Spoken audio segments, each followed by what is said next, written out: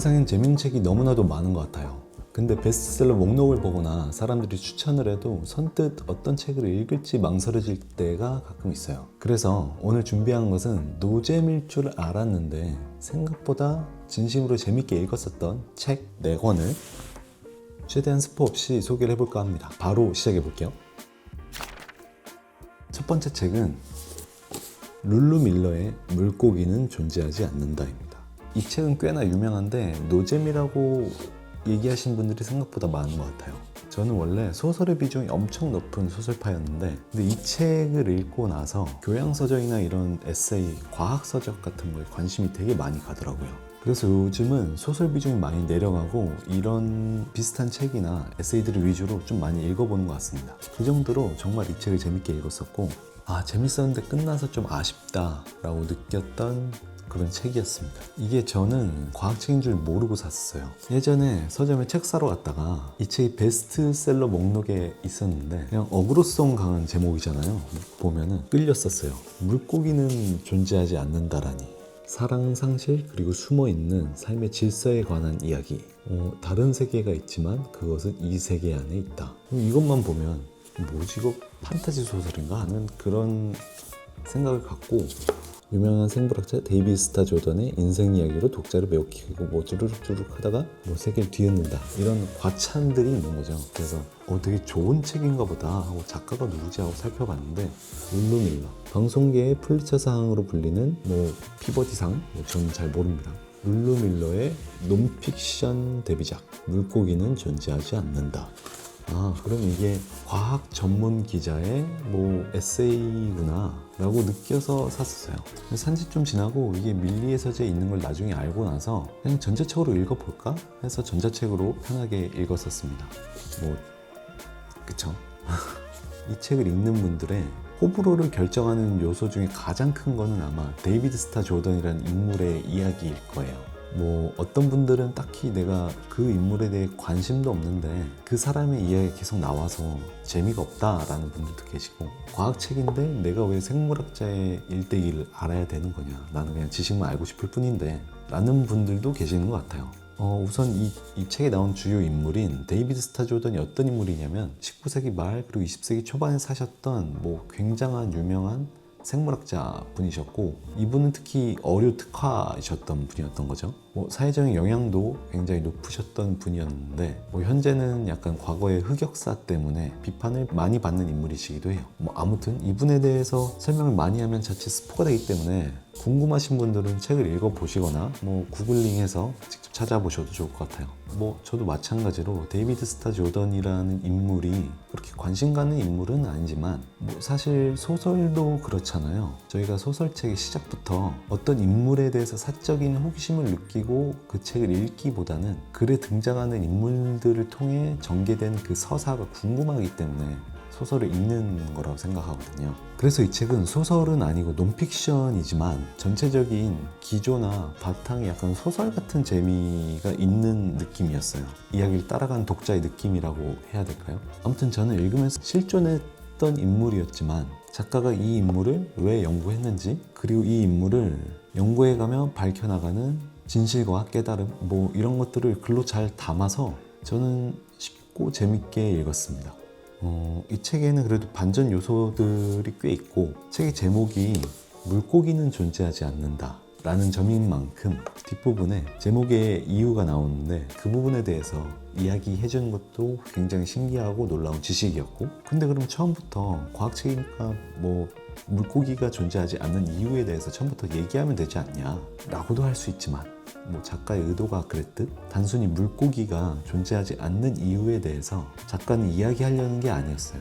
이걸 시사하는 바가 우리의 삶과 어떻게 연결되어 있는지 그리고 어떤 영향이 있는지 그리고 왜 데이비드 스타 조던인지 모든 것이 연결되어 있기 때문에 단순한 하나의 과학적 근거가 우리의 삶에 어떤 영향을 미치는지에 관한 이 상실, 사랑 그리고 숨어있는 삶의 질서에 관한 이야기라고 한 이유가 다 읽고 나면 하고 이해가 됩니다. 아무튼 재밌는 책이에요. 저는 꼭 추천드립니다. 그러면 다음 소개해드릴 책은 지그문트 프로이트의 꿈의 해석 입니다. 어떠세요? 느낌은 그냥 사실 딱 봐도 노잼 느낌이 강하실 거예요. 맞아요. 보자마자 머리 아픈 느낌이 드는 책이고, 하지만 잠깐 이야기 들어봐 주시면 달라지실 수도 있어요. 이 책을 구매해서 읽었던 이유는 재밌어 보여서 그냥 샀다라기보다는 그 당시에 꿈이란 대체 무엇일까, 그런 부분에 대해서 굉장히 궁금했었는데 꿈 관련 서적이 있나 하고 찾아봤었거든요. 근데 이 책이 딱 나왔고 읽어보니까 굉장히 재밌게 봤다라기보다는 꽤 흥미로운 경험을 했다라는 얘기를 더 할 수 있을 것 같아요. 혹시 영화 인셉션 보셨는지 모르겠지만 그 영화 보면 이제 꿈과 관련된 영화잖아요. 주인공이 영화에서 설계자한테 꿈을 설계할 때 절대 자신의 기억을 기반으로 설계하지 말고 자신들의 미션 대상인 그 꿈꾸는 주체자의 삶을 최대한 치밀하게 분석해서 모든 요소를 주체자에 맞게 설계해야 된다고 해요. 왜냐하면 주체자가 꿈속에서도 자연스럽게 자신의 현실처럼 받아들여야 되기 때문이죠. 이 책에서도 비슷한 이야기를 해요. 스포라고 하기보단 그래도 이해를 돕기 위해 조금만 설명을 해보자면, 우리의 꿈을 구성한 요소는 우리의 기억을 기반으로 구성이 된다라고 이야기를 해요. 그러니까 전날의 사소한 기억이나 잠깐 스쳐간 사람들을, 혹은 사물, 사건, 그리고 과거의 기억들을 이제 재료로 활용한다고 합니다. 신기하죠? 책의 첫 문장도 비슷한 의미인데 보여드리자면, 무의미해 보이는 꿈조차 의미로 가득 차 있다. 꿈을 해석한다는 것은 그 의미를 삶의 언어로 번역하는 것이다. 책을 읽는 도중에 저도 너무 궁금해서, 전 꿈을 거의 매일 꾼 사람이기 때문에 꿈을 꾸고 어떤 내용이었는지 아이폰 메모장에 기록을 해두고 나름 혼자 이 책의 내용을 반영해 가면서 뭐 가볍게 분석도 해보았던 것 같아요. 그런데 진짜 신기했던 게, 뭔가 잊고 지낸 것 같은 그런 기억들이 나오기도 하고, 장소나 사람들도 등장하기도 하고, 예전에 알던 사람이었는데 내가 잊고 지냈던 사람도 나오고, 진짜 어렸을 때 놀았던 동네라든지 그런 데가 배경이 될 때도 있고, 그래서 뭔가 재밌는데 했었어요. 그 인셉션에서도 우리가 꿈인 걸 잘 인지 못하는 이유 중에 하나가, 지금 내가 꾸는 꿈이 어디서부터 시작되었는지 잘 모르기 때문이라고 하기도 하거든요. 근데 저희가 꿈을 꿔도 그렇잖아요. 갑자기 뭐 딴 나라 가 있다거나, 갑자기 이 상황이 뭔지 모르겠는데 이 상황을 맞닥뜨리고 있다거나, 여튼 책에서도 이 비논리적인 부분을 굉장히 잘 설명을 해주고 있어요. 사실 이 책에서 이야기하는 그런 연구 결과라든지 명확한 증거가 있다거나, 그런 이게 이거야 라고 명확한 결과는 아니기 때문에 여전히 학계에서도 뭐 의견이 분분하다고나 합니다. 근데 뭐 저희 같은 일반인 입장에서는 꿈을 이런 식으로 해석을 했구나 라는 관점에서 보면 굉장히 재미있는 책이었던 것 같고요. 그리고 우리는 꿈을 꾸면 대부분이 좋던 나쁘던 간에 약간 예지몽처럼 여기는 게 일반적인데, 이 책에서 이야기하는 꿈은 미래보단 과거에 가까운 흔적을 보여준다는 이야기를 합니다. 굉장히 흥미로운 책이었고, 읽었다라기보다는 신박한 경험이었다 라고 설명할 수 있는 책이고요. 매일 밤 이제 꿈을 꾼 뒤에 아침에 일어나가지고 그 꾼 내용을 적어보고 내 꿈을 분석해보는 재미? 뭐 귀찮으시면 어쩔 수 없지만 아마 상상하는 거 좋아하고 소설 좋아하시고 뭐 저처럼 파워 N이라면 조금은 솔깃하지 않으실까, 그런 생각을 합니다. 그리고 생각보다 책이 어려워 보이지만 이 앞쪽에 보면은 다양한 설명들이 있어요. 뭔가 그렇게 어렵다라는 느낌은 많이 없어요. 오히려 많은 사람의 꿈을 연구했으니까 꿈의 내용이 담겨 있어서 꿈 내용들이 희한하고 말도 안 되는 것들이 많잖아요. 그래서 오히려 재밌다라는 그런 느낌도 있습니다. 저는 정말 뭐 궁금해서 읽었고, 근데 사실 노잼일 줄 알았는데 의외로 개꿀잼이었던 책이었습니다. 자, 다음 소개해드릴 책은 존 윌리엄스의 스토너입니다. 오늘 소개하는 책 중에 가장 유명한 책이지 않을까도 싶어요. 많은 분들의 인생책이고 베스트셀러이기 때문이죠. 근데 이 책은 생각보다 많은 분들이 이제 유명하다고 해서 구매를 하셨는데, 이 책을 사고 아직까지 안 읽으신 분들이 꽤 있으시더라고요. 요즘 뭐 유명하고 베스트셀러라서 우선 구매는 했는데 재밌어 보이는 책들은 너무 많고, 계속 책을 사다 보니까 여기에 손이 잘 안 가게 되는 뭐 그런 느낌이랄까요? 저도 그랬고요. 저도 이 책을 사고 한 6개월 만에 시작을 했던 것 같습니다.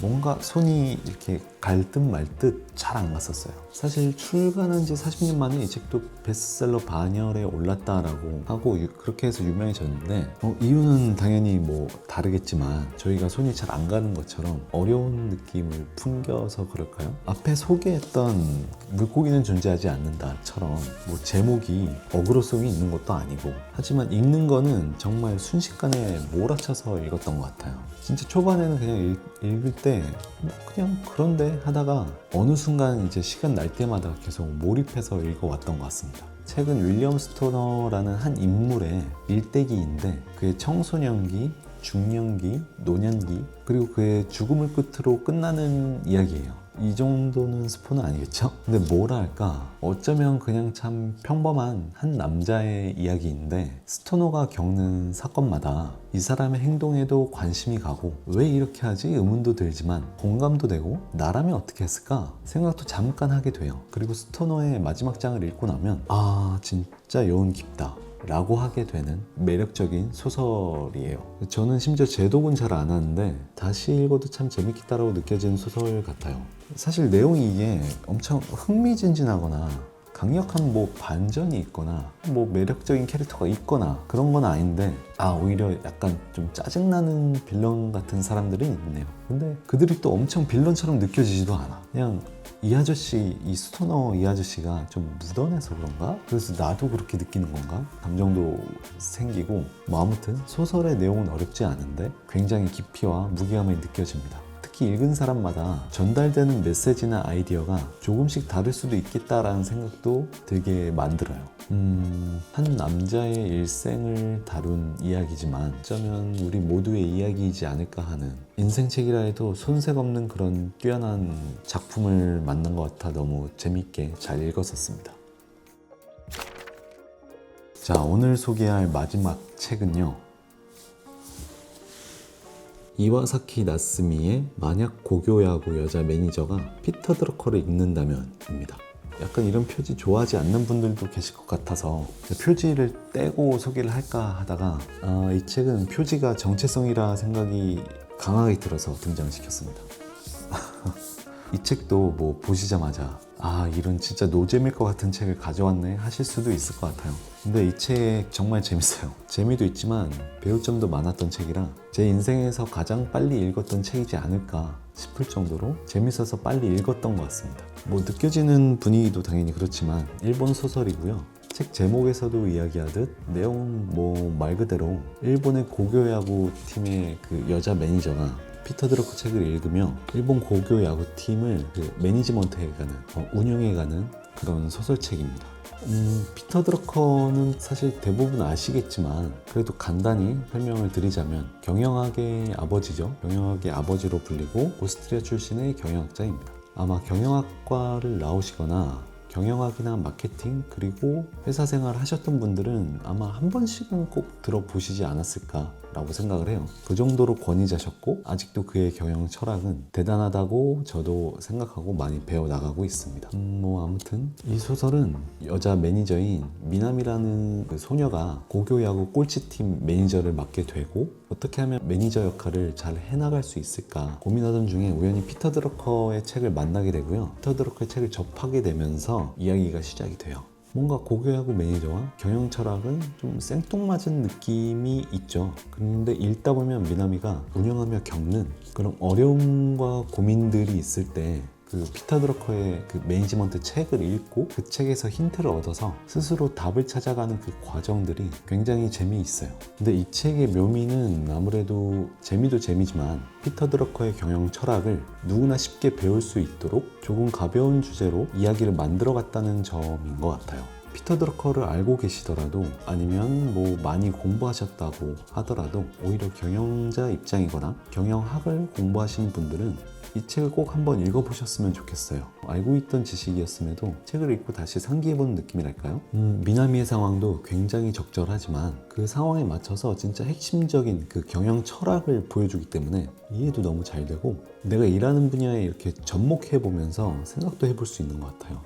뭐 아무튼 저는 모든 분들에게 한 번씩은 꼭 읽어보라고 추천을 드리고 싶어요. 정말 재밌고 심지어 이제 소설책은 아니지만 자기계발서만 읽는 분들에게 오히려 이 책을 추천하고 선물한다면 그 이후로 소설에 빠지고 아마 좋아하시지 않을까 그런 생각도 들기까지 하는 뭐 정말 가볍지만 꽤 깊이 있는 지식을 전달해주는 그런 좋은 책이었습니다. 오늘 영상 어떠셨나요? 노잼일 것 같았지만 의외로 재밌게 읽었었던 책들을 소개해 보았는데요. 비문학 2편, 문학 2편이었지만 장르 상관없이 사실 오늘 소개한 책들은 모두 저에게 의미 있는 교훈이나 메시지를 준 책들이었어요. 아무튼 오늘 소개드린 책들이 여러분의 즐거운 독서 생활에 도움이 되셨길 바라면서 의미가 있으셨다면 구독과 좋아요 꼭 부탁드리고요. 댓글로도 함께 즐거운 책 이야기를 이어갔으면 좋겠습니다. 그럼 끝까지 시청해주셔서 감사합니다. 오늘도 끝!